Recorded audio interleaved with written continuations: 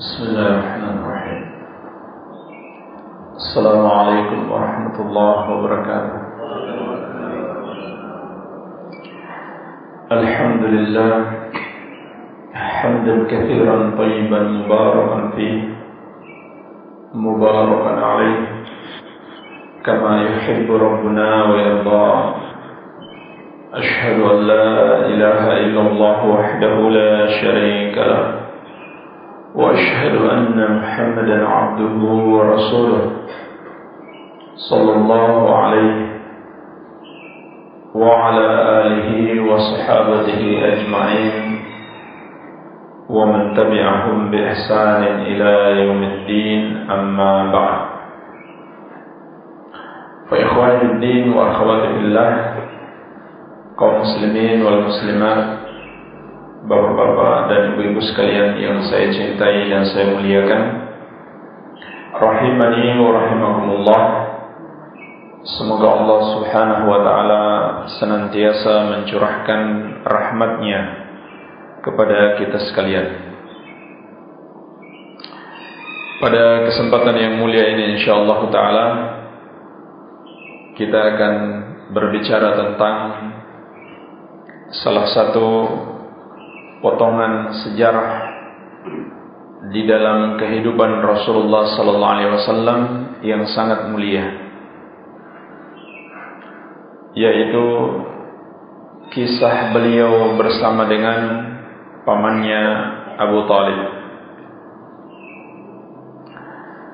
Abu Thalib ini adalah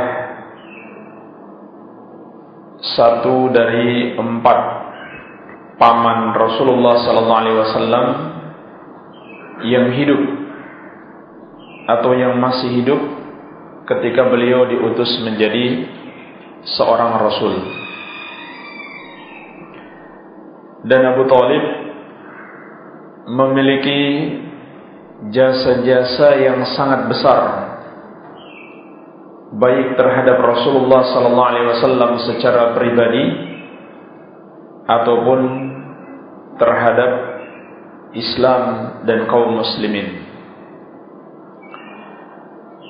Karena Abu Thalib telah memelihara Rasulullah sallallahu alaihi wasallam sejak kecil, sejak berumur 8 tahun. Dia telah mengasuh dan memelihara Rasulullah sallallahu alaihi wasallam seperti anaknya sendiri. Dan dia sangat menyayangi dan mencintai Rasulullah sallallahu alaihi wasallam seperti anaknya sendiri. Sampai ketika Rasulullah sallallahu alaihi wasallam beranjak dewasa, Abu Thalib mengajak beliau untuk mengikuti kafilah dagang. Tetapi di tengah perjalanan dia dicegat oleh seorang pendeta Nasrani. Pendeta Nasrani yang masih beriman dengan ajaran Nabi Isa alaihi salam. Dan dia membaca kitab Injil.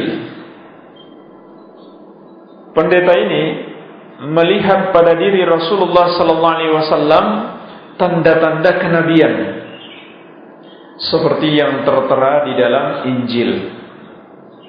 Maka pendeta ini berkata kepada Abu Thalib bahwa beliau khawatir apabila Rasulullah sallallahu alaihi wasallam turut serta terus bersama kafilah dagang, maka akan disakiti oleh orang-orang Yahudi, akan diganggu oleh orang-orang Yahudi. Sehingga pendeta ini mewasiatkan kepadanya untuk membawa pulang kembali Rasulullah sallallahu alaihi wasallam. Karena orang-orang Yahudi itu sudah sifat mereka mengganggu orang-orang yang beriman, bahkan membunuh para nabi. Wa qatlihimul anbiya bighairi haqq, mereka membunuh para nabi tanpa hak. Apa yang terjadi jemaah sekalian? Abu Thalib percaya dengan ucapan pendeta tersebut. Maka beliau pun membawa pulang Rasulullah sallallahu alaihi wasallam kembali ke Makkah, tidak jadi meneruskan perjalanan. Ini juga sekaligus menunjukkan rasa cintanya kepada Rasulullah sallallahu alaihi wasallam dan percaya bahwa beliau nanti akan diutus menjadi seorang nabi. Demikianlah Abu Thalib begitu cinta dan sayang kepada Rasulullah sallallahu alaihi wasallam. Sampai pada akhirnya Nabi sallallahu alaihi wasallam diutus menjadi seorang rasul. Maka beliau mulai berdakwah secara sembunyi-sembunyi, kemudian secara terang-terangan. Maka orang-orang musyrik pun tidak senang dengan dakwah Rasulullah sallallahu alaihi wasallam. Kenapa tidak senang jemaah sekalian? Sebab beliau bukan saja mengajak orang untuk masuk Islam, tetapi mengajak orang untuk mengingkari dan menyalahkan sesembahan-sesembahan selain Allah, termasuk sesembahan-sesembahan kaum musyrikin Quraisy. Maka mereka marah, mereka tidak senang, mereka merasa dibodoh-bodohkan oleh Rasulullah sallallahu alaihi wasallam, dicela oleh Rasulullah sallallahu alaihi wasallam. Sehingga mereka pun minta kepada Abu Thalib supaya mau berbicara kepada Rasulullah sallallahu alaihi wasallam untuk menghentikan dakwahnya. Maka Abu Thalib pun memenuhi permintaan mereka. Artinya apa? Orang-orang kafir Quraisy ketika itu tidak berani mengganggu Rasulullah sallallahu alaihi wasallam. Mereka datang kepada Abu Thalib, minta Abu Thalib untuk berbicara kepada Rasulullah sallallahu alaihi wasallam agar beliau mau berhenti. Kenapa jemaah sekalian mereka tidak mau mengganggu Nabi sallallahu alaihi wasallam? Karena segan kepada Abu Thalib. Karena segan kepada Abu Thalib. Maka Abu Thalib berbicara kepada Nabi sallallahu alaihi wasallam, meminta beliau untuk berhenti saja berdakwah. Tetapi Rasulullah sallallahu alaihi wasallam menegaskan kepadanya bahwa apapun yang terjadi, beliau tidak mungkin meninggalkan tugasnya untuk menyampaikan kalimat la ilaha illallah, menyampaikan dakwah tauhid, mengajak manusia beriman hanya kepada Allah dan meninggalkan semua bentuk kesyirikan. Apa yang terjadi setelah itu jamaah sekalian? Ternyata Abu Thalib pun menunjukkan tekadnya akan terus membela Rasulullah sallallahu alaihi wasallam apapun yang terjadi, sampai pada akhirnya memuncak penindasan dan gangguan kaum musyrikin terhadap kaum muslimin, sehingga tidak sedikit para sahabat ketika itu yang disakiti secara fisik, sampai-sampai mereka sudah tidak tahan lagi dan mereka sudah tidak mungkin beribadah kepada Allah Subhanahu wa taala. Maka Rasulullah sallallahu alaihi wasallam memerintahkan mereka untuk pergi berhijrah, yaitu ke negeri Habasyah. Tapi Rasulullah sallallahu alaihi wasallam sendiri tidak berhijrah. Kenapa jamaah sekalian? Karena ketika itu masih ada Abu Thalib. Di antara faktor yang sangat penting kenapa Nabi sallallahu alaihi wasallam enggak perlu berhijrah, karena di antaranya ketika itu masih ada Abu Thalib yang disegani oleh kaum musyrikin dan menunjukkan tekad yang kuat untuk selalu membela Rasulullah sallallahu alaihi wasallam. Sampai pada akhirnya Rasulullah sallallahu alaihi wasallam dan keluarganya diboikot oleh kaum musyrikin, betul-betul diboikot, Abu Thalib pun ikut diboikot. Pada intinya Abu Thalib merasakan pahit getirnya perjuangan Rasulullah sallallahu alaihi wasallam. Dia juga ikut merasakan susahnya, sampai tibalah hari wafatnya Abu Thalib. Disebutkan di dalam hadis yang diriwayatkan Imam Al-Bukhari dari tabi'in yang mulia Sa'id bin Al-Musayyib radhiyallahu anhu, dari bapaknya Al-Musayyib radhiyallahu anhu. Kata beliau, "Lamma hadarat Abu Thalib al-wafatu, ja'ahu Rasulullah sallallahu alaihi wasallam." Ketika kematian menjelang pada Abu Thalib, maka Rasulullah sallallahu alaihi wasallam datang kepadanya. Artinya menjenguknya ketika sedang sakit menjelang wafat.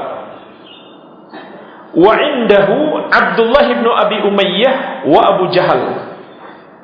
Dan ketika itu sudah ada dua orang teman karib Abu Thalib yang juga termasuk pemimpin orang-orang kafir ketika itu, yaitu Abdullah bin Abi Umayyah dan Abu Jahal.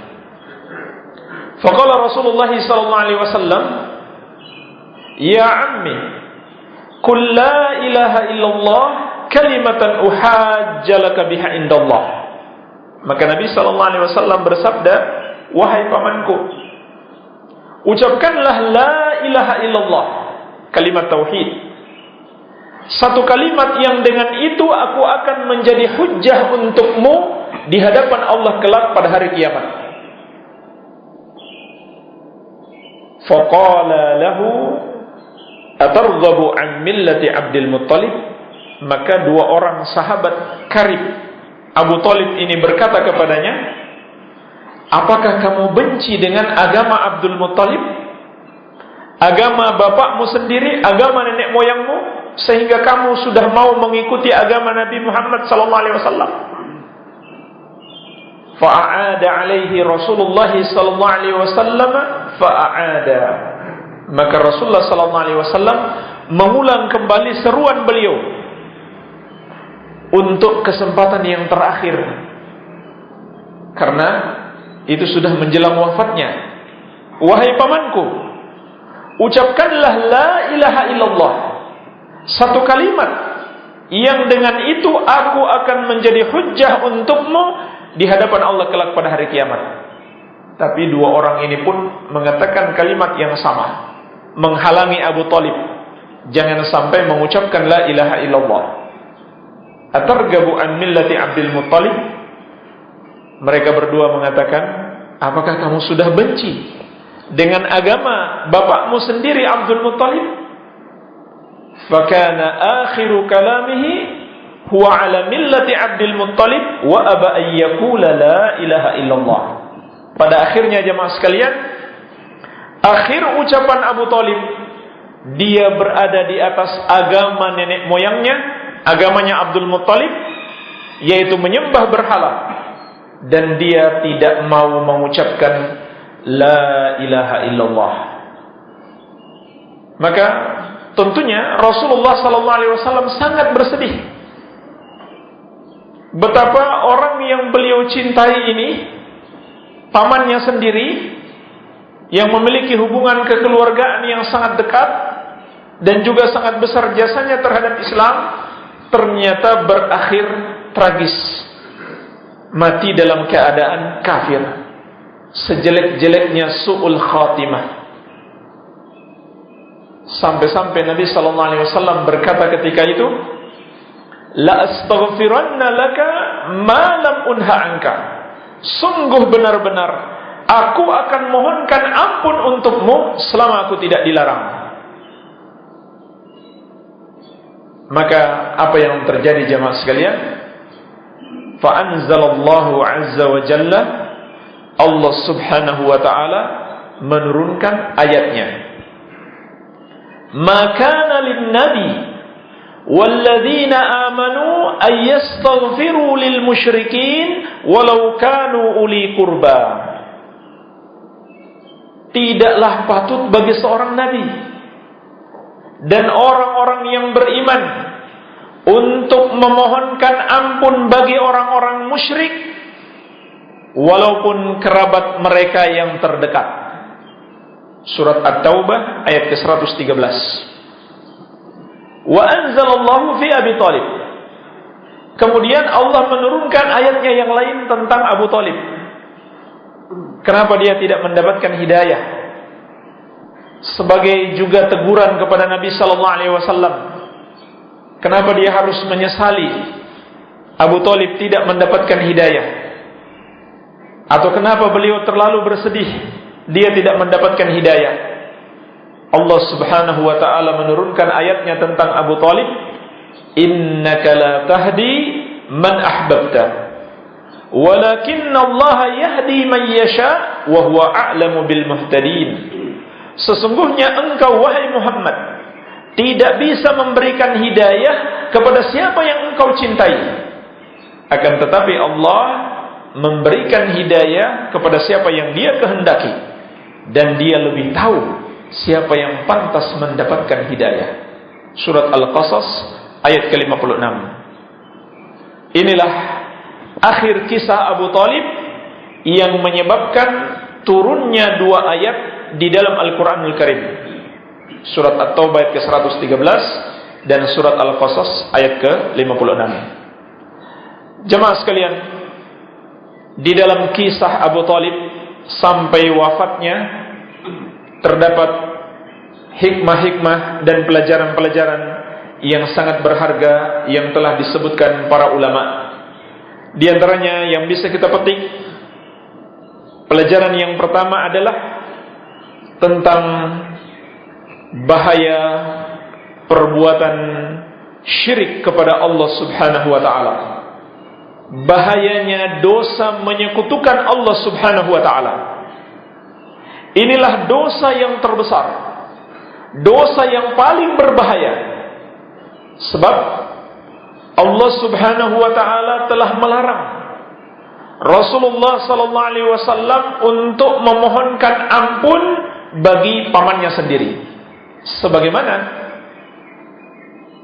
Nabi Ibrahim alaihi salam juga pernah dilarang untuk memohonkan ampun untuk ayahnya sendiri. Bahkan kepada Nabi Nuh alaihi salam Allah mengatakan anaknya itu bukan keluarganya. Pada hakikatnya anaknya yang musyrik itu, yang kafir kepada Allah, pada hakikatnya bukan anaknya. Dilarang oleh Allah Tabaraka wa taala untuk memohonkan ampun bagi anaknya sendiri. Kenapa jemaah sekalian? Sebab orang yang mati dalam keadaan menyekutukan Allah, telah Allah tetapkan tidak ada lagi ampunan untuk mereka. Tidak ada harapan untuk mendapatkan ampunan. Sebagaimana firman-Nya di dalam surat An-Nisa ayat ke-48 dan ayat ke-116. Allah Subhanahu wa taala menegaskan, "Innallaha la yaghfiru an yushraka bihi wa yaghfiru ma duna dzalika liman yasha." Sesungguhnya Allah Subhanahu wa taala tidak akan mengampuni dosa menyekutukannya dan mengampuni dosa yang lebih ringan daripada itu bagi siapa yang Allah kehendaki. Maka jemaah sekalian, Allah Subhanahu wa taala telah menegaskan orang yang menyekutukan Allah apabila dia mati sebelum bertaubat tidak ada lagi harapan untuk mendapatkan ampunan. Adapun dosa selain kesyirikan, sebanyak dan sebesar apapun, masih mungkin mendapatkan ampunan. Liman yasha, bagi siapa yang Allah kehendaki. Bahkan di dalam hadis qudsi, Allah Subhanahu wa taala menegaskan, "Ya bani Adam, law ataitani bi qurabil ardi khataya, summa laqitani la tusyriku bi syai'an, la ataituka bi qurabiha maghfiratan." Wahai anak Adam, andaikan engkau datang kepadaku dengan membawa dosa sepenuh bumi, dengan tanpa menyekutukan aku sedikit pun, maka aku akan berikan kepadamu ampunan sepenuh bumi itu pula. Ini jemaah sekalian, janji Allah Subhanahu wa ta'ala bagi siapa yang berjumpa dengannya tanpa menyekutukannya. Sebagaimana juga Nabi sallallahu alaihi wasallam menegaskan, haqqullahi 'alal ibadi ay ya'buduhu wa la yusyriku bihi syai'an. Hak Allah atas hamba-hambanya adalah mereka hanya beribadah kepadanya dan tidak menyekutukannya dengan sesuatu apapun. Wa haqqul ibadi 'ala Allah alla yu'adziba man la yusyriku bihi syai'an. Dan hak hamba atas Allah, Allah tidak akan mengazab siapa yang tidak menyekutukannya dengan sesuatu apapun. Bahkan disebutkan di dalam haditsul bitaqah, hadis kartu. Hadis kartu itu adalah istilah para ulama tentang hadis yang diriwayatkan Imam Ahmad yang bercerita tentang seorang yang dibangkitkan pada hari kiamat, lalu dibentangkan catatan-catatan dosanya sebanyak 99 gulungan catatan dosa. Dan setiap satu catatan dosa sejauh matanya memandang. Jemaah sekalian, bisa dibayangkan betapa banyak dosanya. Dosanya ada 99. Cuman 99. Tapi setiap satu catatan itu sejauh matanya memandang. Dikalikan 99. Sampai-sampai dia sudah yakin betul, saya pasti masuk neraka. Betapa tidak, dosanya dia lihat di hadapannya. Tidak satu pun yang dia ingkari. Semuanya dia akui, catatannya lengkap, detail. Ya. Kalau kita biasa buka website yang mengandung maksiat, kita bisa hapus historinya kan? Nggak ketahuan. Kalau ini nggak mungkin dihapus, nggak mungkin kita bisa menghapusnya. Lengkap, detail di dalam catatan Allah Subhanahu wa ta'ala. Dan dia sudah betul-betul yakin dia akan celaka. Lalu dikeluarkanlah sebuah kartu. Itulah satu-satunya amalan dia. Kartu itu tertulis La ilaha illallah. Maka ditimbang antara kartu ini dengan 99 catatan dosanya. Setiap satu catatan sejauh matanya memandang. Ternyata kalimat tauhid La ilaha illallah itu lebih berat. Maka dia diampuni dan dimasukkan ke dalam surga. Jadi jemaah sekalian, kisah Abu Thalib menunjukkan kepada kita bahayanya perbuatan syirik. Orang yang melakukan syirik tidak ada lagi harapan untuk mendapatkan ampunan. Sehingga Allah Subhanahu wa ta'ala melarang nabinya yang mulia, demikian pula kaum mukminin, untuk mendoakan kaum musyrikin. Maksudnya dilarang di sini adalah mendoakan mereka sama sekali apabila mereka sudah mati. Apabila mereka sudah mati. Adapun ketika mereka masih hidup, masih bisa kita doakan supaya dapat hidayah. Tapi nggak bisa juga kita doakan supaya dia diampuni. Itu juga nggak mungkin. Selama dia masih menyekutukan Allah, selama dia tidak bertobat kepada Allah. Tapi bisa kita doakan untuk mendapatkan hidayah. Oleh karenanya jemaah sekalian, dari sini juga kita dapat pelajaran yang sangat berharga. Apabila kita benar-benar cinta kepada keluarga kita, apabila kita benar-benar cinta kepada saudara-saudara kita, maka dakwahi mereka. Larang mereka melakukan kesyirikan. Ini yang paling penting. Dari semua perbuatan dosa, yang paling penting untuk kita ingatkan adalah dosa syirik. Sebab kalau sampai dia mati dalam keadaan dia masih menyekutukan Allah, kita nggak boleh doakan dia.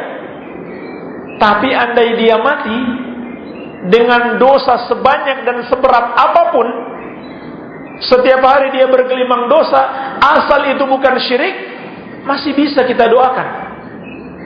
masih bisa kita doakan. Tapi kalau dia sudah mati dalam keadaan menyekutukan Allah, sama sekali tidak boleh kita doakan.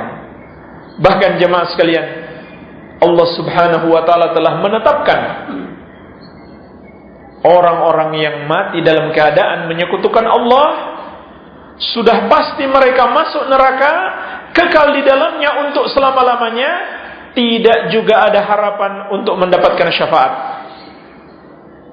Sebagaimana firman-Nya, innahu may yusyrik billah faqad harramallahu alaihi al-jannata wa ma'wahu an-nar wa ma lidh-dhalimina min ansar.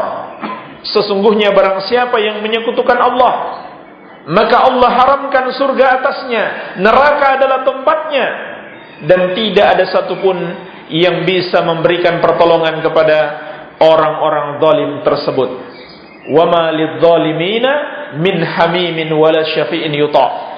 Tidak ada bagi orang-orang musyrik yang zalim tersebut kawan setia dan pemberi syafaat yang ditaati.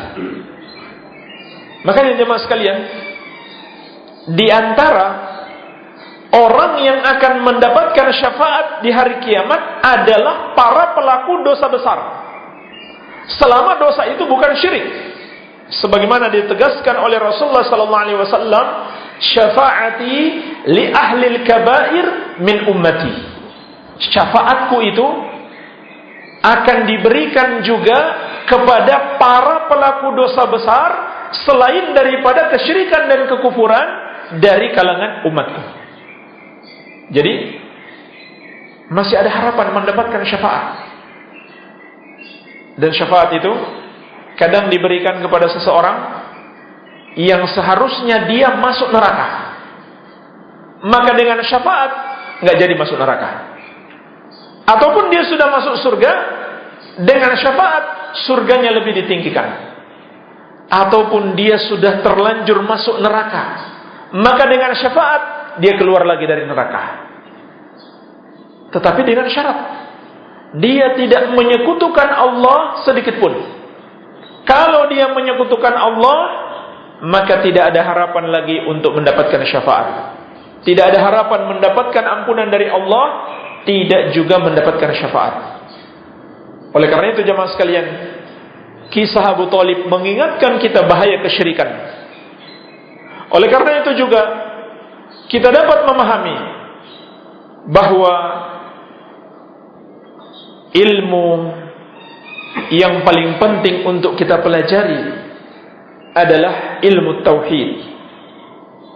Adalah ilmu tauhid, yaitu mengenal tauhid yang sebenarnya, serta mengenal apa saja yang termasuk kategori kesyirikan, untuk kemudian kita jauhi.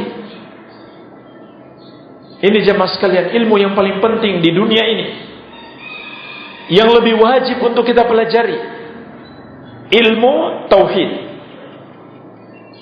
agar kita dapat membedakan yang mana ibadah kepada Allah dan mana yang termasuk kategori kesyirikan.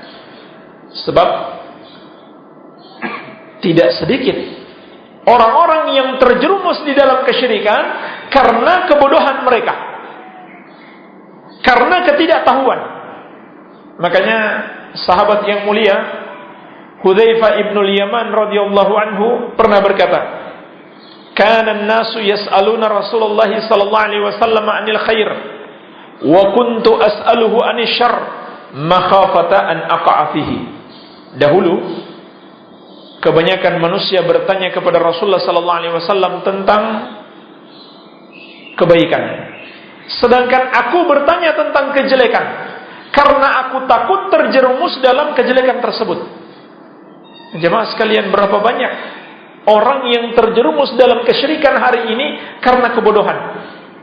Dan lebih ironis lagi, syirik kepada Allah yang merupakan dosa terbesar dan dosa yang tidak terampuni apabila seorang mati sebelum taubat, malah dianggap sebagai ibadah yang dicintai Allah, yang dapat mendekatkan diri mereka kepada Allah. Dan mereka ditipu oleh syaitan,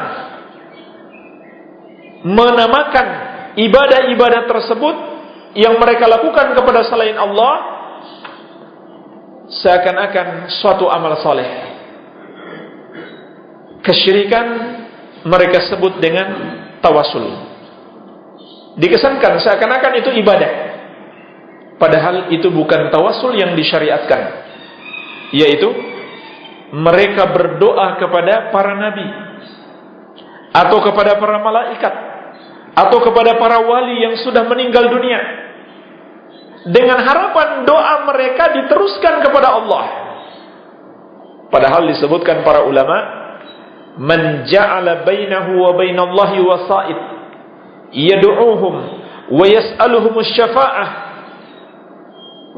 wa yatawakkal 'alaihim kafara ijma'an. Siapa yang menjadikan antara dirinya dengan Allah perantara-perantara, kemudian dia berdoa kepada para perantara tersebut, bertawakal kepada mereka dan memohon syafaat kepada mereka, maka dia telah kafir menurut kesepakatan ulama. Artinya tidak ada perbedaan pendapat, ulama seluruhnya sepakat. Tapi sebagian orang malah menganggap itu ibadah. Coba jemaah sekalian, perhatikanlah sampai di mana derajat kebodohan ini. Ulama seluruhnya sepakat menjadikan para wali sebagai perantara untuk berdoa kepada Allah yang mereka sebut dengan tawasul, itu adalah kesyirikan. Tapi sebagian orang yang mengaku muslim menganggapnya sebagai ibadah untuk mendekatkan diri kepada Allah.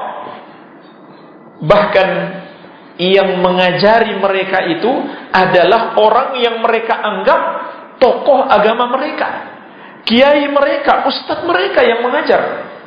Subhanallah, inilah kenyataannya. Maka hendaklah kita pahami, ilmu terpenting yang paling wajib untuk kita pelajari, yang paling besar kedudukannya adalah ilmu tauhid. Ilmu tauhid secara khusus dan ilmu agama secara umum.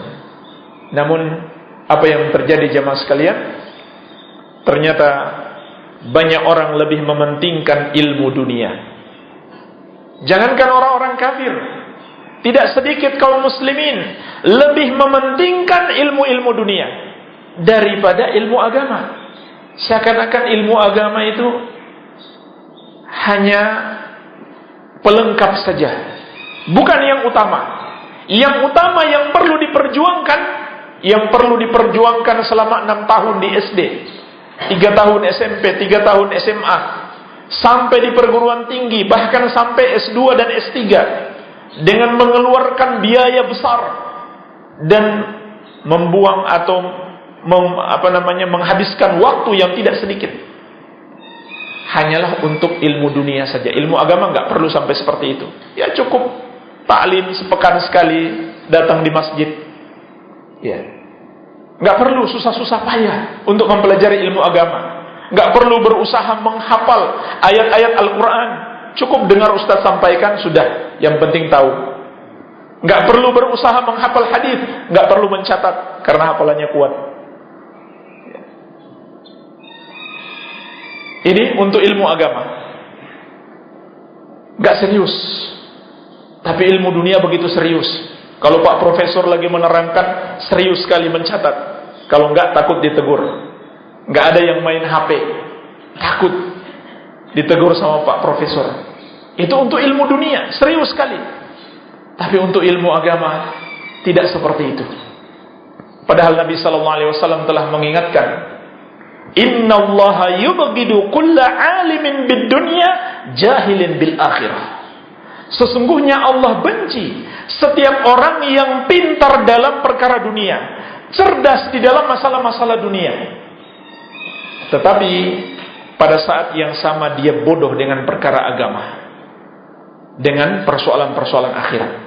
Artinya bukan terlarang mempelajari ilmu dunia, tetapi jangan sampai kita melalaikan yang jauh lebih besar daripada itu, ilmu agama, terutama ilmu tauhid.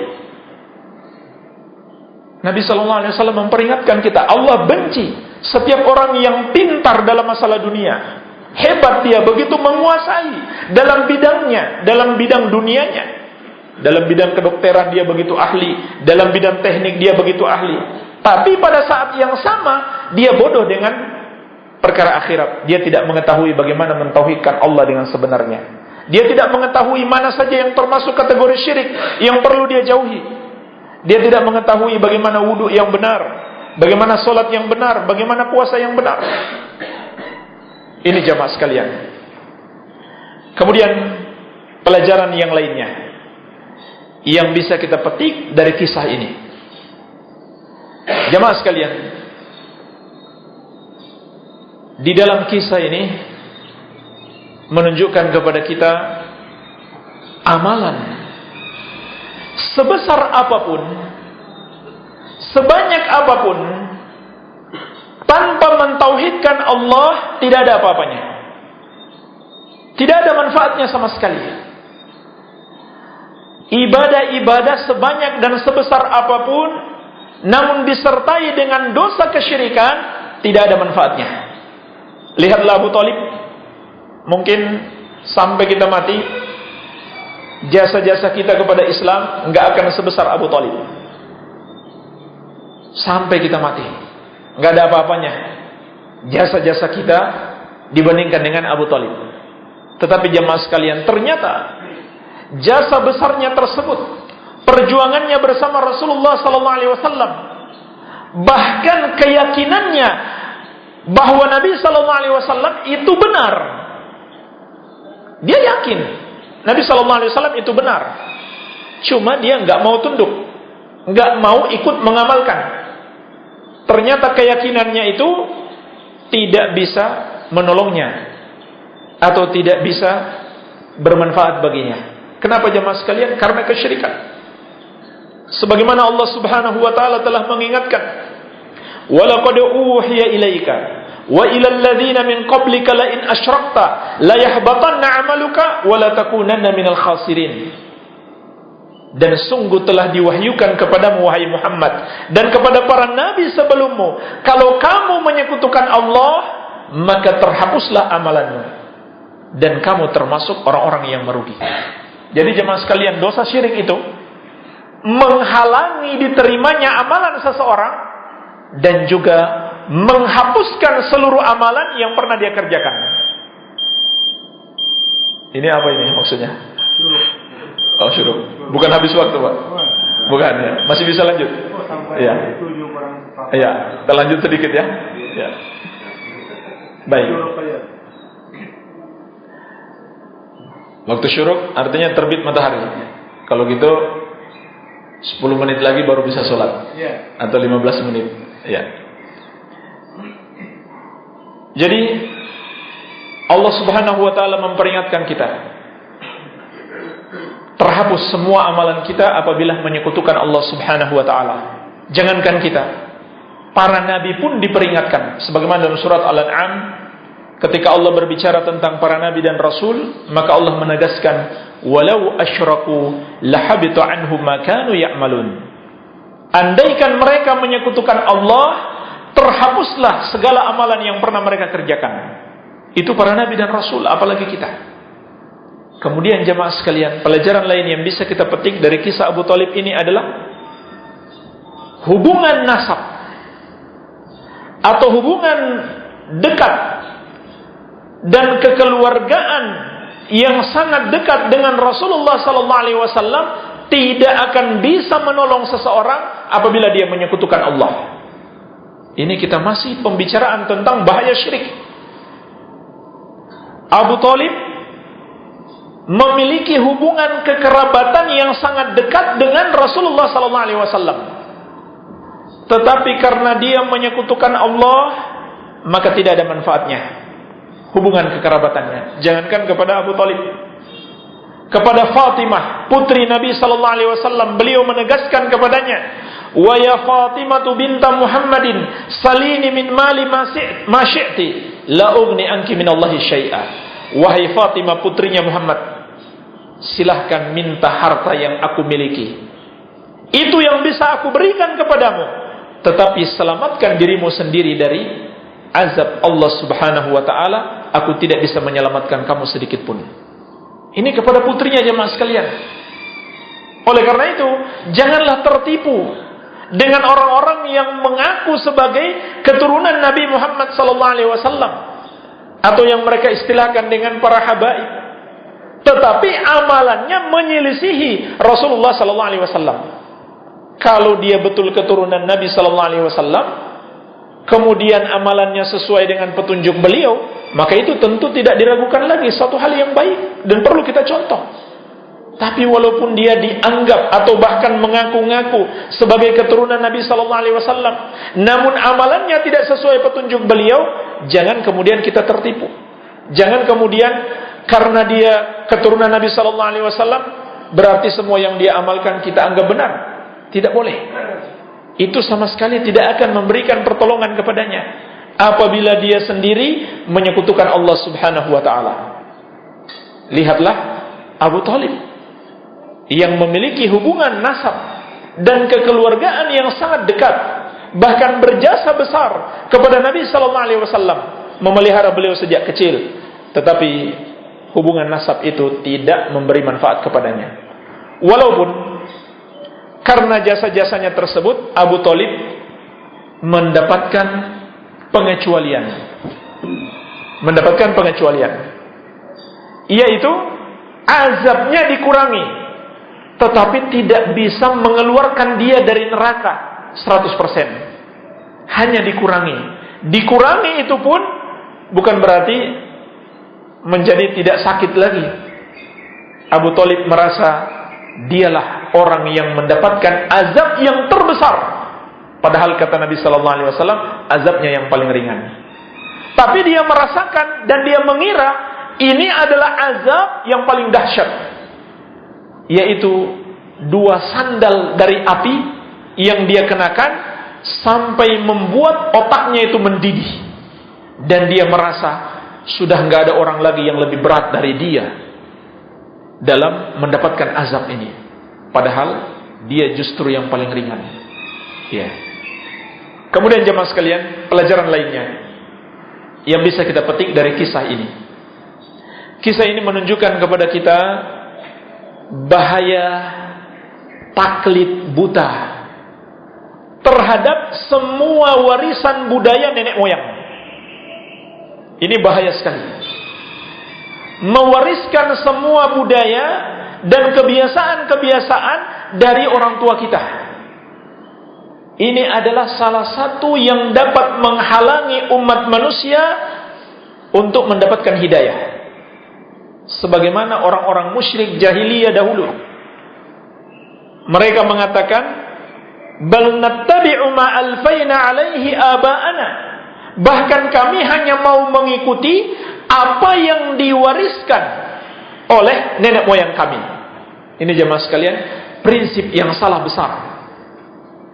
Apa saja warisan nenek moyang harus dipertahankan, nggak peduli itu sesuai dengan syariat Islam atau tidak. Maka ketika Abu Thalib yang sebenarnya sudah yakin ajaran Rasulullah SAW itu benar dan hampir-hampir saja dia beriman, tiba-tiba dia diingatkan oleh kebesaran nenek moyangnya. Apakah kamu sudah benci dengan agamanya Abdul Muttalib?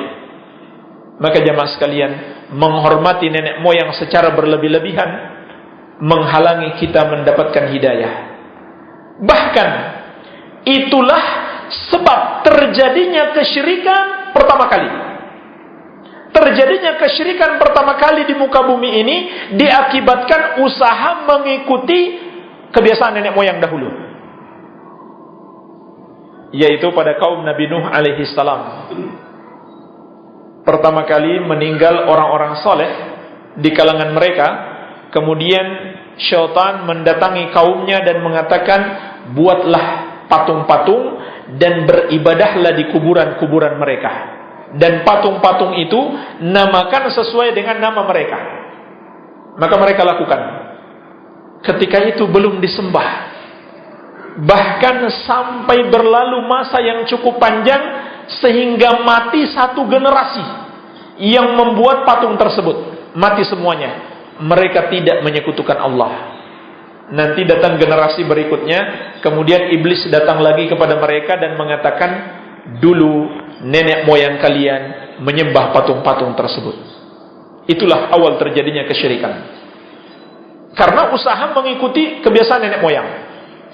Walaupun pada hakikatnya ketika itu nenek moyangnya nggak menyembah, cuma mereka yang buat patung. Jadi mereka lah yang membuat generasi berikutnya terjerumus di dalam kesyirikan. Jadi ini bahaya jemaah sekalian. Tetapi apabila warisan budaya atau adat istiadat itu tidak bertentangan dengan syariat, tidak ada masalah dipertahankan. Selama tidak bertentangan dengan syariat. Bahkan kadang dianjurkan untuk dipertahankan. Namun kalau dia bertentangan dengan syariat, apalagi mengandung kesyirikan dan kekufuran, jangan ragu-ragu untuk dibuang. Jangan ragu-ragu untuk dibuang. Iya. Kalau ada yang mengatakan, ini kan amalan orang tua kita dahulu, maka kita katakan Rasulullah SAW yang lebih tua dari mereka. Ya. Amalan beliau yang lebih pantas untuk kita lestarikan. Baik.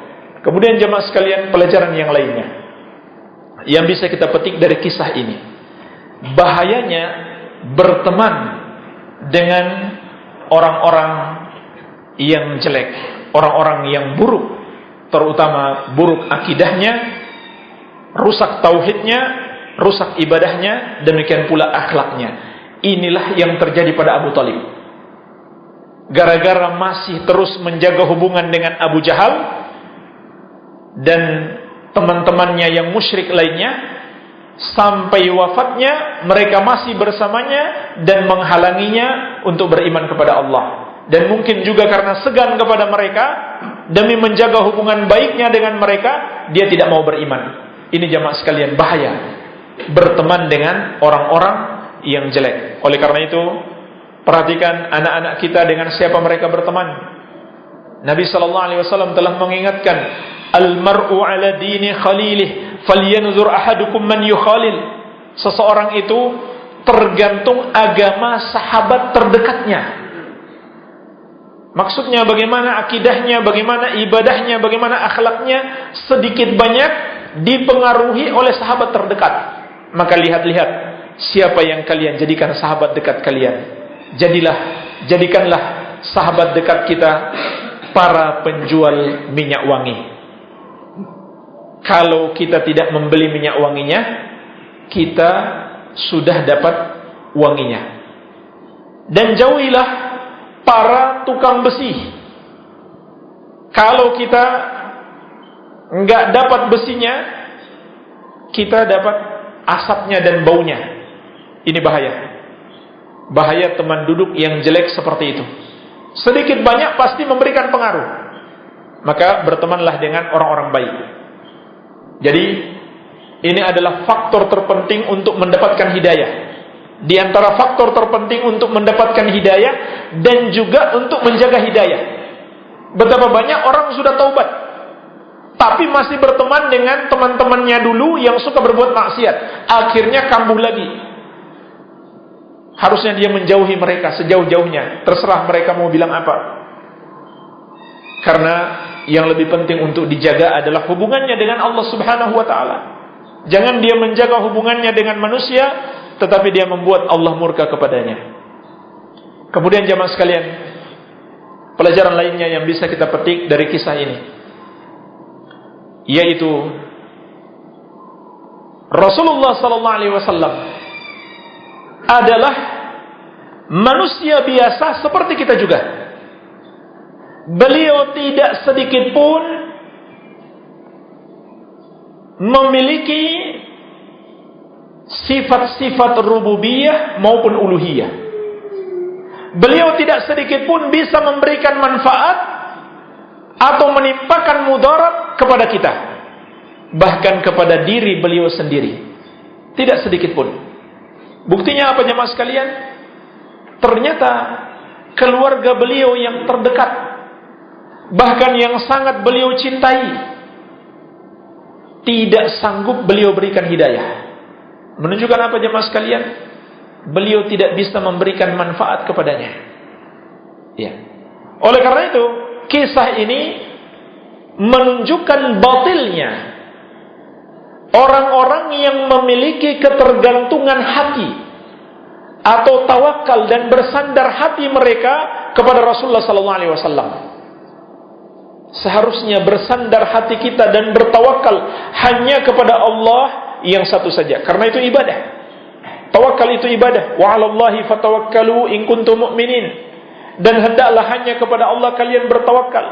Kalian bersandar hati kalian hanya kepada Allah Subhanahu wa taala. Jangan kepada Rasulullah sallallahu alaihi wasallam, apalagi sampai berdoa kepada beliau. Ya. Oleh karena itu jemaah sekalian, juga termasuk pelajaran penting yang bisa kita petik dari kisah ini. Hikmah yang sangat besar yang bisa kita petik.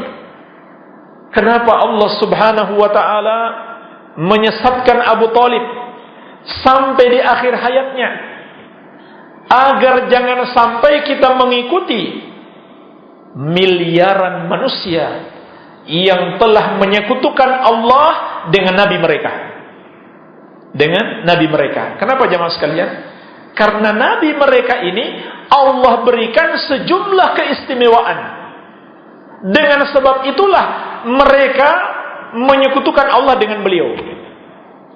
Sebab menghormati beliau terlalu berlebihan. Dan itu dilakukan oleh miliaran manusia sampai hari ini jemaah sekalian, yaitu orang-orang Nasrani. Ya, ini diantara hikmahnya. Allah ingin menunjukkan kepada kita Nabi sallallahu alaihi wasallam adalah manusia biasa. Jangan kita perlakukan beliau seperti orang-orang Nasrani memperlakukan Nabi Isa alaihi salam. Dan subhanallah betapa banyak orang yang menyekutukan Allah di hari ini dengan Nabi Isa alaihi salam. Dan bahkan mereka dianggap sebagai orang-orang pintar atau orang-orang modern yang tinggal katanya di negara-negara modern. Namun pada hakikatnya mereka adalah orang-orang yang paling bodoh, karena menuhankan manusia yang sama-sama lemah seperti mereka. Ya. Ini yang ingin Allah ingatkan kepada kita dalam kisah ini. Jangan sampai kita perlakukan Rasulullah SAW seperti umat Nasrani memperlakukan Nabi Isa alaihi salam. Ya. Kemudian jemaah sekalian, juga termasuk pelajaran penting yang bisa kita petik dari kisah ini. Apabila Rasulullah SAW, orang yang kedudukannya sangat dekat dengan Allah, yang sangat dicintai oleh Allah, ternyata tidak patut kita persekutukan dengan Allah, sebab beliau tidak sedikit pun memiliki sifat-sifat rububiyah, tidak bisa mendengarkan doa kita, tidak bisa mengabulkannya, tidak pula sifat-sifat uluhiyah, maka beliau tidak pantas dipersekutukan dengan Allah. Maka tentu selain beliau lebih tidak pantas lagi.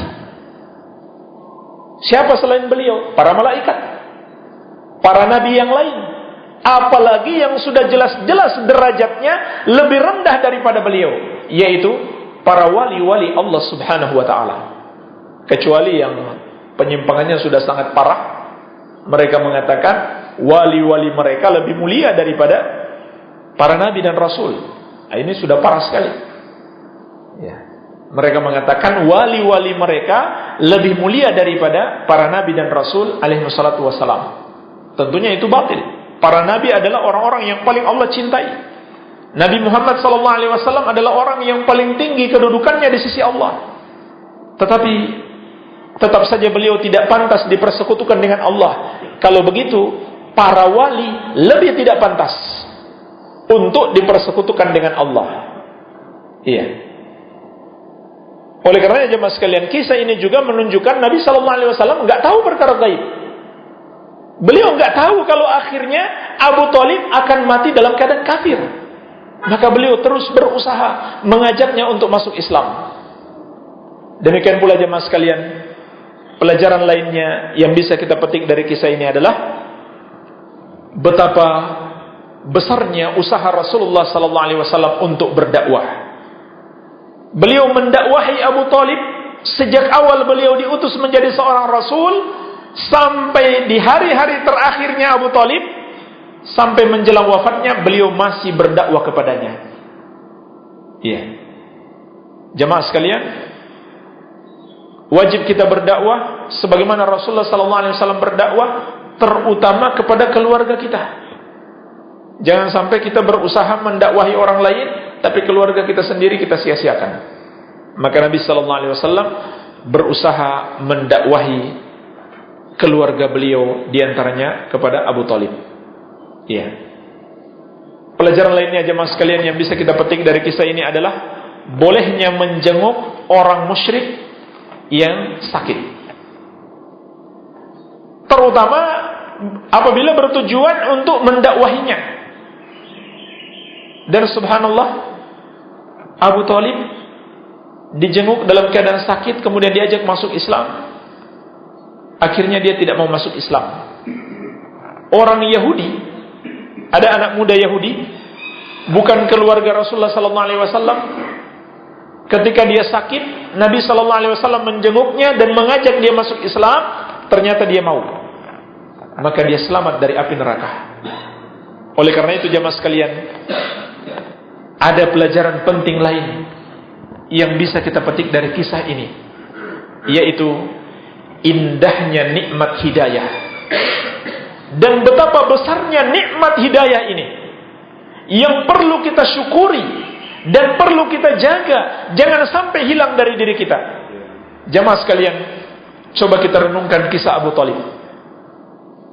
Abu Thalib adalah keluarga dekat Nabi sallallahu alaihi wasallam. Sangat menyayangi beliau dan membela beliau sallallahu alaihi wasallam, dan juga menolong agama Islam, serta yakin apa yang diajarkan oleh Rasulullah SAW adalah kebenaran. Tetapi Allah tidak berikan hidayah kepadanya. Demikian pula orang-orang musyrik Quraisy secara umum. Jauh sebelum Rasulullah SAW diangkat menjadi Rasul, mereka yakin ini orang jujur, nggak pernah dusta, nggak pernah menyakiti hati orang. Bahkan mereka menggelarinya dengan Al-Amin, yang terpercaya. Tetapi ketika pertama beliau berdakwah kepada mereka secara terang-terangan, sebelumnya beliau berkata kepada mereka, apa pendapat kalian kalau saya mengatakan di pagi ini musuh akan menyerang kalian tiba-tiba, atau di sore hari? Mereka mengatakan kami pasti percaya. Padahal itu mustahil di masa itu. Mustahil di masa itu kalau musuh tiba-tiba muncul di pagi hari atau sore hari untuk menyerang. Karena pasti akan ketahuan sebulan musuh itu belum sampai di tempat tujuan, itu sudah akan ketahuan di masa itu. Karena pergerakannya lambat, gak seperti sekarang. Tapi mereka percaya kalau Nabi yang mengatakan itu. Tiba-tiba Nabi SAW mengatakan, saya diutus kepada kalian untuk mengajak kalian beribadah kepada Allah dan meninggalkan sesembahan kalian. Apa yang terjadi jamaah sekalian? Langsung mereka katakan, kamu pendusta besar, kamu penyihir, kamu sudah gila. Itu yang terjadi. Mayoritas kaum musyrikin Quraisy di masa itu. Ternyata orang-orang Arab di Madinah yang sebelumnya belum mengenal Rasulullah SAW, tidak tahu kalau beliau ini orang yang sangat jujur, dan Rasulullah SAW juga belum pernah berdakwah kepada mereka. Justru mereka yang satu persatu datang ke kota Makkah untuk masuk Islam. Orang-orang kafir Quraisy yang diajak masuk Islam dan sudah mengenal beliau dan tahu pasti kejujurannya, justru nggak mau masuk Islam. Bahkan orang-orang yang kemudian menjadi sahabat Ansar ini, mereka dahulu suka diancam oleh orang-orang Yahudi. Orang-orang Yahudi mengancam mereka. Ketika terjadi perselisihan atau peperangan di antara mereka, maka orang-orang Yahudi berkata, tunggulah kalian sampai datang Nabi akhir zaman, maka kami akan memerangi kalian bersama Nabi tersebut dan kalian pasti kalah. Ternyata apa yang terjadi jemaah sekalian? Setelah Nabi itu diutus, yang ditunggu-tunggu oleh orang Yahudi, malah merekanya yang gak mau beriman. Yang mereka ancam ini yang beriman. Yahudinya gak mau beriman.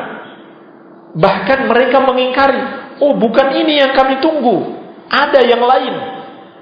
Padahal kata Allah Subhanahu wa ta'ala, ya'rifunahu kama ya'rifuna abna'ahum. Mereka mengenal beliau, mengenal Rasulullah SAW seperti mengenal anak-anak mereka sendiri. Artinya mereka tahu betul beliau ini seorang nabi, tapi mereka tidak mau beriman. Justru yang mereka ancam ini, mereka lah yang beriman. Jamaah sekalian, ini semuanya menunjukkan betapa Allah memberikan hidayah bagi siapa yang Dia kehendaki. Sekarang bandingkan dengan diri kita. Kita tidak mengenal Nabi sallallahu alaihi wasallam sejak kecil. Artinya tidak melihat langsung kondisi hidup beliau. Bahkan tempat tinggal kita begitu jauh dari negeri Rasulullah sallallahu alaihi wasallam. Bahkan mungkin kebanyakan kita tidak memiliki hubungan nasab dengan beliau, tidak memiliki hubungan kekeluargaan dengan beliau, dan juga mungkin kebanyakan kita tidak tahu bahasa yang beliau gunakan. Tetapi subhanallah, dengan kasih sayang Allah tabaraka wa ta'ala, kita diberikan hidayah oleh Allah sehingga kita beragama Islam tanpa ada satu perjuangan yang berarti seperti yang diperjuangkan oleh Rasulullah sallallahu alaihi wasallam dan para sahabat. Menunjukkan kepada kita jamaah sekalian, nikmat hidayah ini sangat besar, yang perlu kita jaga, yang perlu kita syukuri. Semoga Allah menambahnya. Jamaah sekalian, sesungguhnya masih sangat banyak pelajaran-pelajaran yang bisa kita petik dari kisah Abu Thalib, namun waktu membatasi kita, mungkin sudah terlalu panjang. Barangkali saya cukupkan sampai di sini. Kalau masih ada waktu, bisa lanjut dengan tanya jawab. Ya, saya persilahkan. Silakan. Salam.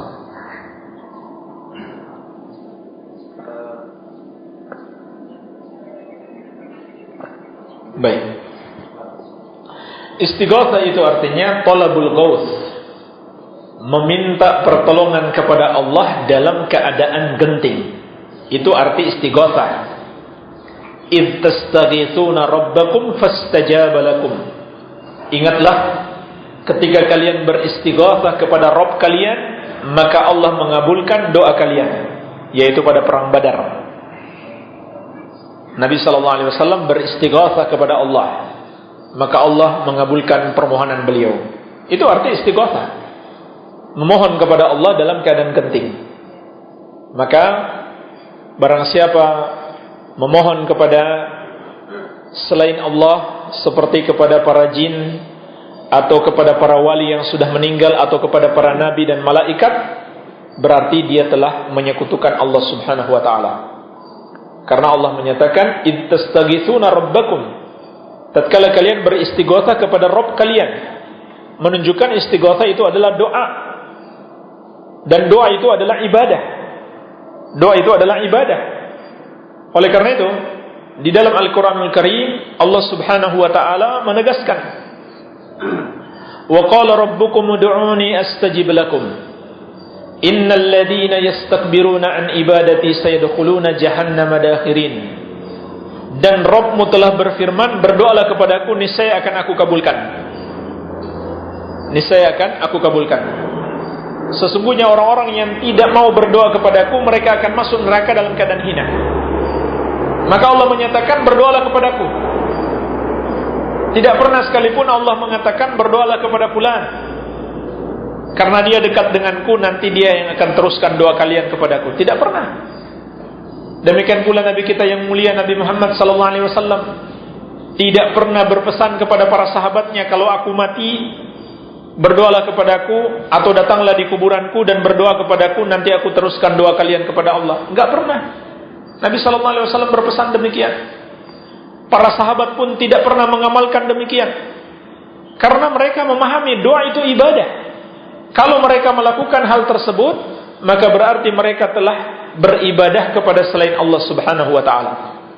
Oleh karena itu, menjadikan perantara untuk berdoa kepada Allah, tetapi dengan perantara agar diteruskan doa kepada Allah, itu adalah kesyirikan menurut kesepakatan ulama, seperti yang kita sebutkan tadi. Karena doa itu adalah ibadah, tidak boleh ada perantara di dalam beribadah. Apa bedanya dengan orang-orang Nasrani? yang menjadikan Nabi Isa alaihissalam sebagai perantara mereka, yang mereka istilahkan dengan juru selamat mereka, agar selamat di sisi Allah subhanahu wa ta'ala. Iya. Maka yang mereka sebut tawasul itu bukanlah tawasul yang benar, melainkan tawasul yang terlarang, yaitu yang mengandung kesyirikan. Adapun tawasul yang benar itu ada 3. Tawasul yang disyariatkan itu ada 3. Yang pertama adalah bertawasul dengan nama-nama dan sifat Allah.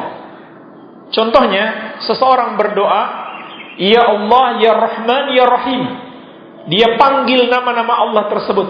Itu namanya tawasul dengan sifat-sifat Allah, atau dengan nama-nama Allah, atau dengan sifat Allah. Allahumma birahmatika astaghitsu. Ya Allah, dengan rahmatmu aku beristighatsah. Dengan sifat rahmatmu.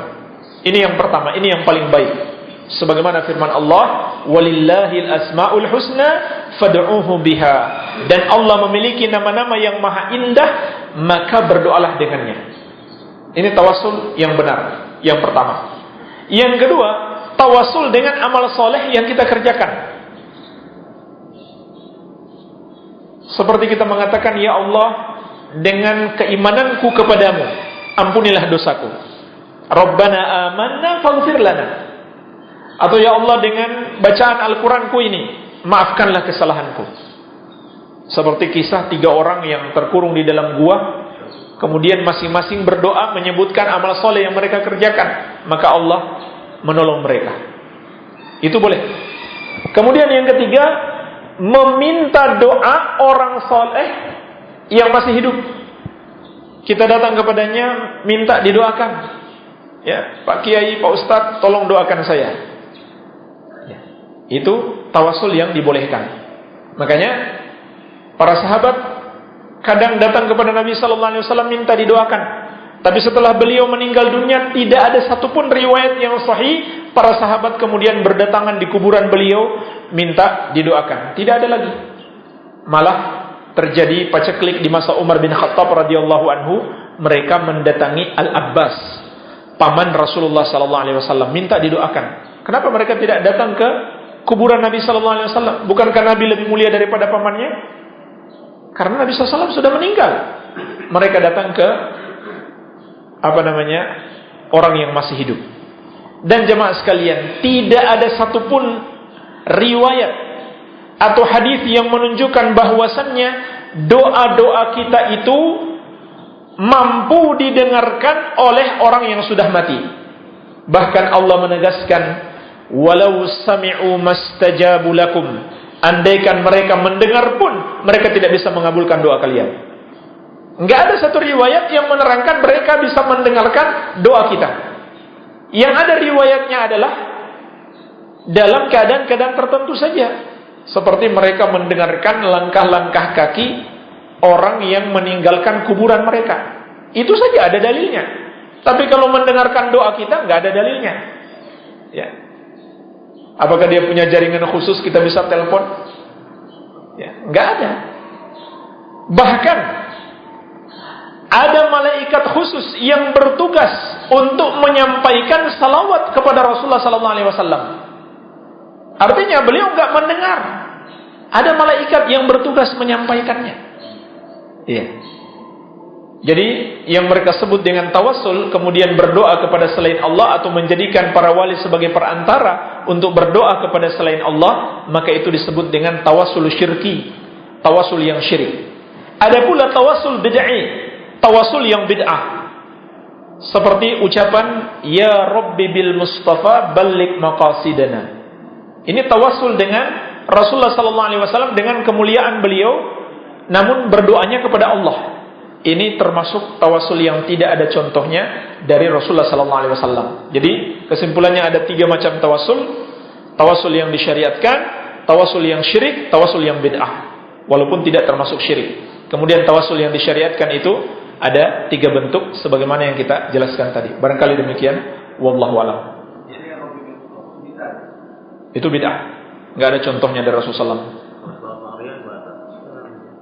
Salawat nariyah. Dari namanya saya sudah mengerikan itu. Salawat nar, Apa artinya nar? Neraka. Ya. Itu termasuk kategori bid'ah. Itu yang pertama. Tidak ada contohnya dari Rasulullah sallallahu alaihi wasallam. Tidak boleh bagi kita menciptakan salawat-salawat khusus yang tidak ada contoh dari Nabi sallallahu alaihi wasallam. Ya. Dan para ulama menyebutkan salawat yang terbaik itu adalah salawat Ibrahimiyah yang biasa kita baca setelah tasyahud. Kita baca salawat. Allahumma salli ala Muhammad wa ala ali Muhammad kama sallaita ala Ibrahim wa ala ali Ibrahim innaka Hamidum Majid. Itu salawat yang terbaik. Kenapa kita tinggalkan yang terbaik? Kemudian kita beralih kepada yang tidak jelas, yang tidak ada contoh dari Rasulullah sallallahu alaihi wasallam. Ini termasuk penyakit umat. Yang sudah jelas-jelas ada contoh dari Nabi sallallahu alaihi wasallam, mereka tinggalkan. Yang enggak jelas itu yang mereka amalkan. Iya, aneh sekali. Kemudian bisa jadi juga sebagian lafaz-lafaznya itu mengandung kesyirikan. Mengandung kesyirikan. Ya, saya kurang menghafal. Cuman pernah saya baca ada sebagian lafaznya yang mengandung kesyirikan, yaitu meyakini Rasulullah sallallahu alaihi wasallam dapat menyelesaikan semua permasalahan. Iya. Jadi paling minimalnya salawat-salawat tersebut, salawat nariyah, salawat badar, semua macam salawat yang tidak berdasarkan dalil, maka itu termasuk kategori mengada-ada di dalam agama, tidak ada contohnya dari Rasulullah sallallahu alaihi wasallam. Itu di satu sisi. Belum lagi kalau mereka tentukan malam khusus, itu juga mengada-ada dari sisi yang lain. Atau mereka lakukan secara berjamaah, itu juga mengada-ada dari sisi yang lain. Atau mereka menentukan jumlah khusus, itu juga mengada-ada dari sisi yang lain. Atau mereka hubungkan dengan kejadian khusus, seperti kejadian hari lahirnya Nabi sallallahu alaihi wasallam atau Isra Mi'raj beliau, itu juga mengada-ada dari sisi yang lain. Jadi poin-poin mengada-adanya itu banyak, bukan hanya satu macam. Iya. Barangkali demikian, wallahu a'lam. Silakan Pak. Mohon dijelaskan tadi ada 4 paman yang masih hidup ketika Oh ya. ada. Ya. Apakah itu juga yang pertama, yang kedua, apakah paman-paman itu juga termasuk ahlul bait? Iya. Baik.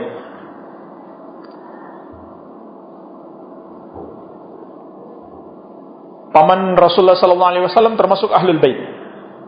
Termasuk ahlul bait. Termasuk keluarga Nabi sallallahu alaihi wasallam.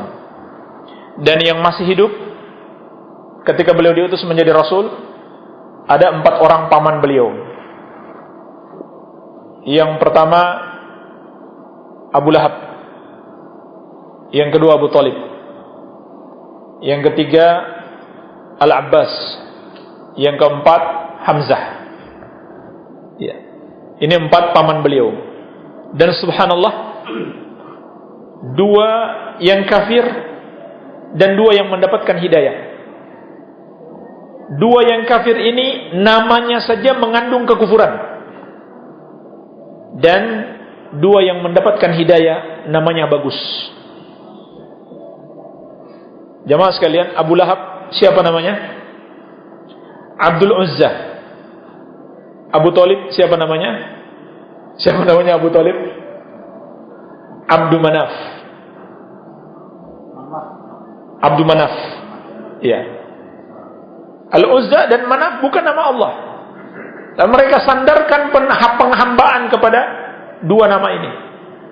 Ini nama yang syirik. Abdul Uzza, hambanya Uzza. Hambanya Manaf, bukan hamba Allah. Iya.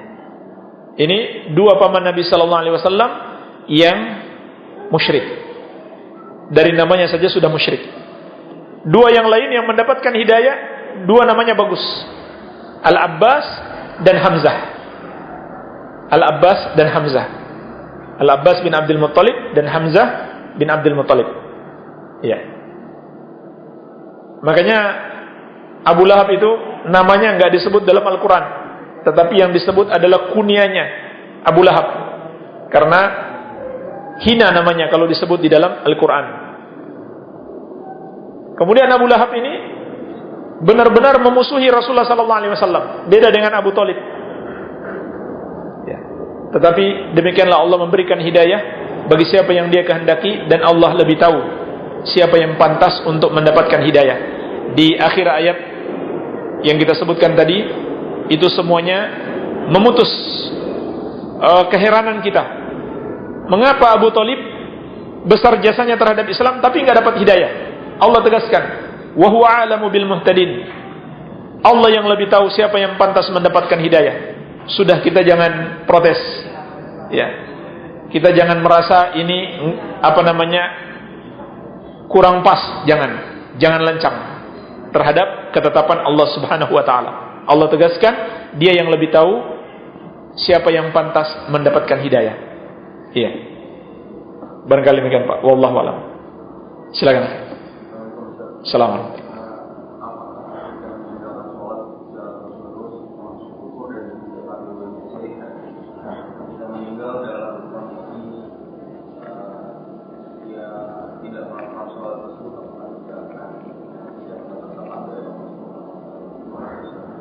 Baik.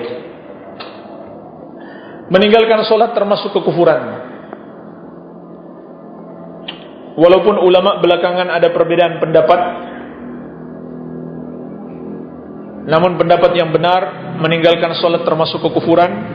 Bahkan telah dinukil ijma sahabat, meninggalkan sholat termasuk kekufuran. Karena Rasulullah SAW bersabda, bainar rajul wa bainas syirki wal kufri tarkus shalah. Batas yang memisahkan antara seseorang dengan kesyirikan dan kekufuran adalah meninggalkan salat. Demikian pula sabda beliau sallallahu alaihi wasallam, al-ahdul ladzi bainana wa bainahum as-shalah, faman tarakaha faqad kafar. Perjanjian antara kami dengan mereka adalah salat, barang siapa yang meninggalkannya maka dia telah kafir. Dan berkata tabi'in yang mulia Abdullah bin Syaqiq rahimahullah, kana ashabu Muhammadin sallallahu alaihi wasallam la yarawna syai'an min al-a'mali tarkuhu kufrun ghairu shalah. Dahulu para sahabat Nabi Muhammad sallallahu alaihi wasallam tidak menganggap ada satu amalan yang apabila ditinggalkan menyebabkan kekafiran selain salat. Maka ini semua dalil-dalil yang menunjukkan kafirnya orang yang meninggalkan salat. Kemudian ulama juga berbeda pendapat. Kapan dia dikafirkan? Apakah dia meninggalkan satu salat saja atau dua salat sudah pantas dikafirkan? Ataukah dia meninggalkan sama sekali atau kebanyakan solat baru dia dikafirkan? Ini termasuk perbedaan pendapat ulama yang dipilih oleh Lajnah Daimah yang diketuai oleh Syekh bin Baz rahimahullah. Hanya dengan meninggalkan satu solat itu bisa menyebabkan orang itu kafir kepada Allah Subhanahu wa taala, karena dalil-dalil yang menunjukkan kekafirannya itu tidak menyebutkan harus dia tinggalkan berapa. Berarti satu saja itu sudah cukup menyebabkan dia itu kafir kepada Allah Subhanahu wa taala. Iya, artinya kalau sehari dia sholat enggak 5 waktu, hanya 4 atau hanya 3, maka dengan sebab itu dia kafir kepada Allah Subhanahu wa taala. Ya, yang namanya kalau dia orang kafir, kalau dia mati dalam keadaan seperti itu, dia tidak bertobat kepada Allah, maka dia akan termasuk orang-orang yang tidak mendapatkan syafaat. Sebagaimana yang Allah tegaskan, wa ma lidzalimina min hamimin wala syafi'in yuta. Tidak ada bagi orang-orang zalim tersebut kawan setia dan pemberi syafaat yang ditaati. Ya. Jadi ini peringatan bagi kita bahayanya meninggalkan salat. Barangkali demikian, wallahu alam. Masih ada waktu, Pak? Itu menurut pendapat Lajnah Daimah yang diketuai oleh Syekh bin Baz.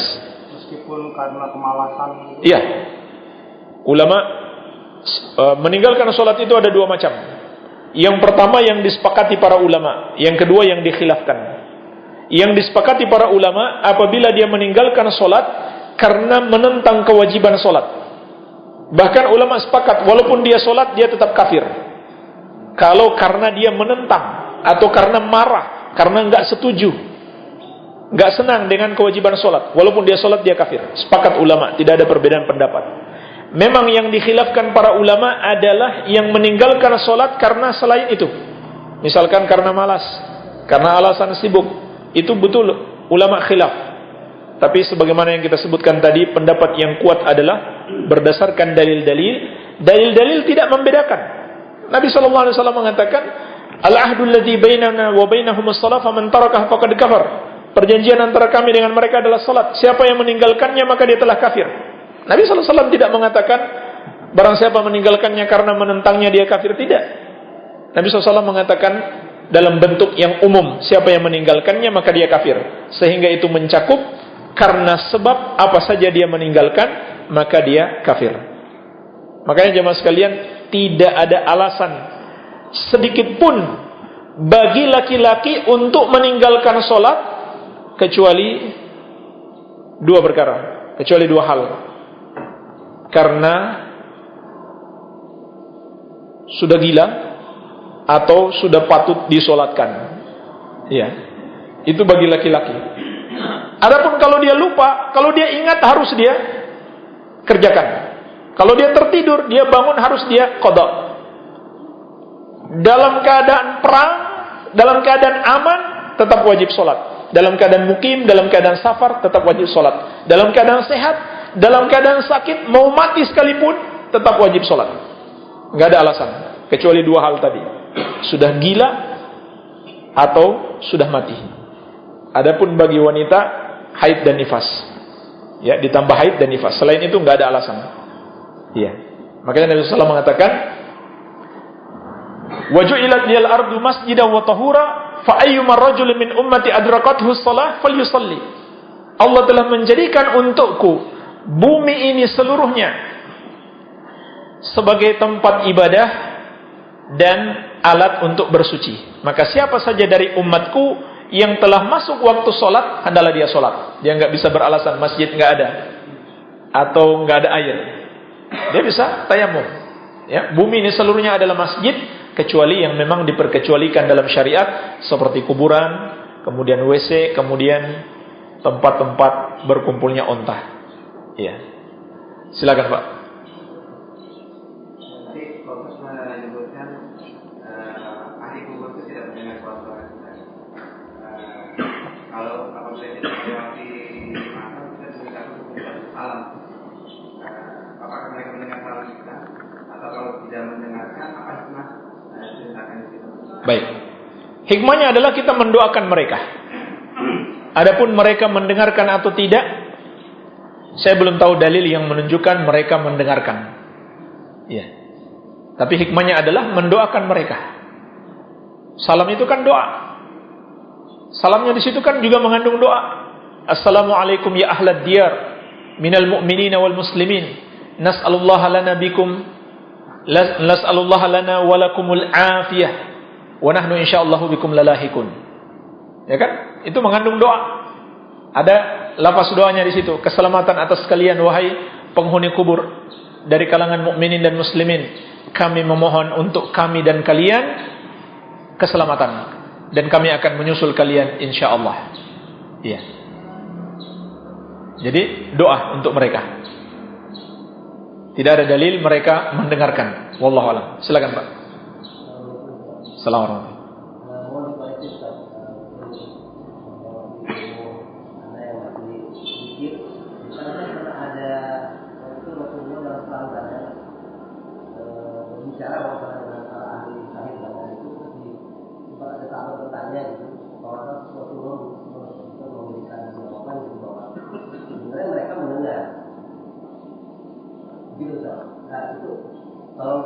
Ya, betul. Itu riwayat yang sahih. Dan itu ada dalilnya. Itu ada dalilnya. Rasulullah SAW berbicara kepada orang-orang musyrik yang dilemparkan di dalam satu sumur, korban perang Badar. Ya. Apakah kalian telah mendapatkan apa yang telah diancamkan oleh Rabb kalian? Itu Nabi SAW berbicara kepada mereka. Dan itu ada dalilnya. Adapun apakah mereka itu mendengarkan doa kita, itu nggak ada dalilnya. Ya. Jadi dalil itu nggak bersifat umum. Hanya khusus di waktu itu. Hanya khusus di waktu itu. Ya. Katakanlah mereka mendengarkan. Mereka mendengarkan. Tapi Allah sudah menegaskan, walau sami'u mastajabu lakum. Andaikan mereka mendengarkan doa-doa kalian sekalipun, mereka tidak bisa mengabulkannya. Jadi tetap saja itu syirik, walaupun mereka mendengarkan doa kita. Bahkan walaupun mereka bisa mengabulkan doa kita, tetap saja itu syirik. Yang namanya syirik ya tetap syirik. Ya, ada orang melakukan ritual pesugihan supaya kaya. Ternyata betul jadi kaya. Apakah menunjukkan perbuatannya itu benar? Tidak, tetap saja syirik. Tetap saja itu dianggap syirik. Jadi walaupun mereka dengar, bahkan walaupun doa kita ternyata terkabulkan, kita ingin kaya, ternyata betul-betul jadi kaya, tetap saja itu termasuk perbuatan syirik. Ya, tidak menunjukkan amalan itu benar. Baik, barangkali demikian Pak. Allah a'lam. Silakan. Salam. Ini berkaitan dengan memberikan pahala baca Al-Quran kepada akhirnya apa? Ini benar. Karena apakah yang masih hilang? Ya. Mengirimkan bacaan Al-Quran untuk mayit itu memang khilaf ulama dan termasuk khilaf ulama ahlu sunnah. Ya, sebagian ulama berpendapat itu sampai kepada mayit dengan dasar kias kepada amalan-amalan yang dinyatakan di dalam dalil sahih itu sampai kepada mayit. Contohnya apa? Sedekah. Kalau sedekah, ulama sepakat amalan orang hidup dia bersedekah dengan niat pahalanya untuk mayit, sepakat ulama karena ada dalilnya, itu dibolehkan. Demikian pula haji, umroh, dan puasa, itu ada dalilnya semua, boleh dilakukan oleh orang yang hidup, tujuannya pahalanya untuk si mayit. Maka dikiaskanlah bacaan Al-Quran ke situ. Jadi tidak ada dalil bacaan Al-Quran secara khusus, hanya dikiaskan ke amalan lain. Ya, pendapat yang benar bahwa hal itu termasuk mengada-ada di dalam agama, karena tidak ada dalilnya dari Rasulullah SAW secara khusus, melainkan hanya kias-kias saja, dan itu tidak tepat, kiasnya tidak tepat. Ya, sebagaimana dikatakan oleh Imam Ibnu Katsir rahimahullah di dalam tafsir beliau, bahwa itu kias yang kurang tepat di dalam permasalahan ibadah tersebut. Iya, tidak ada dalilnya. Bersamaan dengan itu, kita semuanya mengakui Rasulullah SAW dan para sahabatnya adalah orang-orang yang sering membaca Al-Quran, ya kan? Rajin sekali membaca Al-Quran. Tetapi tidak ada satupun riwayat bersamaan dengan rajinnya mereka membaca Al-Quran, tidak ada satupun riwayat bahwa Nabi SAW para sahabat meniatkan bacaannya dikirim untuk orang-orang yang sudah meninggal dunia. Tidak di kuburan, tidak pula di rumah. Ya, jadi pendapat yang lebih tepat insyaallah adalah hal itu tidak disyariatkan. Hal itu tidak disyariatkan, termasuk mengada-ada di dalam agama. Dan harus kita bedakan antara membacakan Al-Quran dan mendoakan. Mendoakan, misal kita mengatakan, ya Allah ampunilah dia, ya Allah rahmatilah dia. Itu beda dengan kita mengirimkan bacaan Al-Quran. Ya, jadi betul itu termasuk perbedaan pendapat ulama. Namun pendapat yang kuat insyaallah adalah hal itu tidak disyariatkan, karena tidak ada dalil yang sahih, yang tegas, yang menunjukkan Nabi SAW pernah melakukannya. Ya, wallahu a'lam. Apa itu? Wakaf. Wakaf Al-Quran. Ya. Ini yang mengalir pahala itu dari apa? Dari dia dibacanya ketika ada yang mengalirnya dengan apa wakafnya itu sendiri.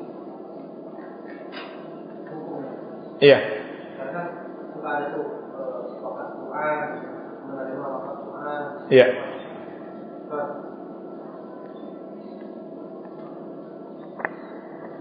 Ketika dia wakaf Al-Quran, itu sudah amal jariyah. Kalau kemudian ada yang baca, amalnya bertambah lagi. Ya. Jadi walaupun nggak ada yang baca, insya Allah tetap dia dapatkan amalannya. Ketika orang tua kita meninggal, kita mewakafkan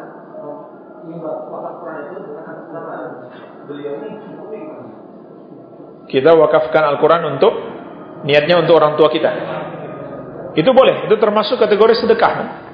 Wakaf termasuk kategori sedekah. Iya.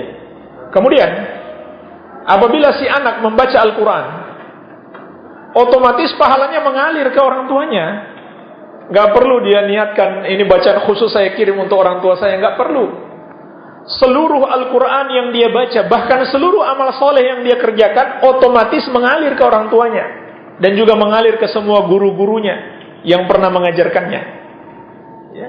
Kenapa? Karena itu adalah hasil usaha mereka. Allah Subhanahu wa taala berfirman, "Wa laysa lil insan illa ma sa'a."